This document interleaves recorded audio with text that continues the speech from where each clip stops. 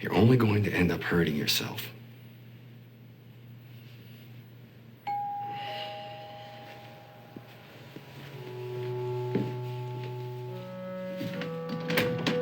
Hi. Hi, I'm here to see Dana Scully. Oh, may I ask, Oh, I'm Susan Chambliss from the county. It's about the adoption.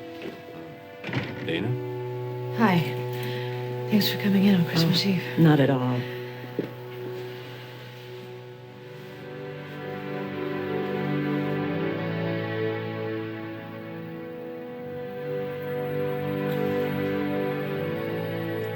I don't understand. I mean, I think I have a right to know why you're rejecting my application. It's not mine to accept or reject, Dana. We only make recommendations to the judge. But at this point, I'd advise against you becoming an adoptive parent. You're a single woman who's never been married or had a long-term relationship. You're in a high-stress, time-intensive, and dangerous occupation. One that I sense you're deeply committed to. And one which would overnight become a secondary priority to the care and well-being of this child. I'm not sure this is a sacrifice you're prepared to make. Well, it's one that I've given a great deal of thought to. I mean, to be honest, I've started to question my priorities since I was first diagnosed with cancer. And I feel like I've been given a second chance. Ever since I was a child, I've never allowed myself to get too close to people. I've avoided emotional attachments. Perhaps I've been so afraid of death and dying that any connection just seemed like a bad thing. Something that wouldn't last.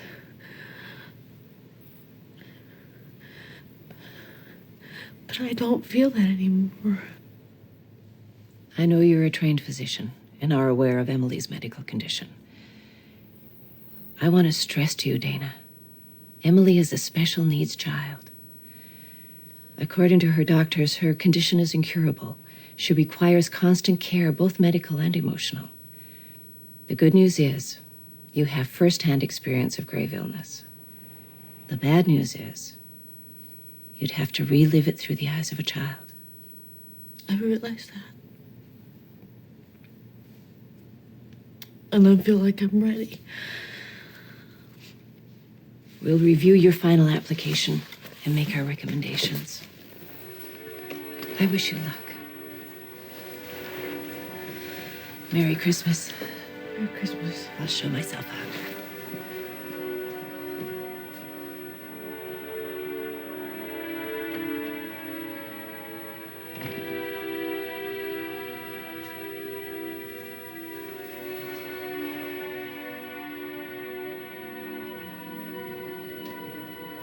Dana?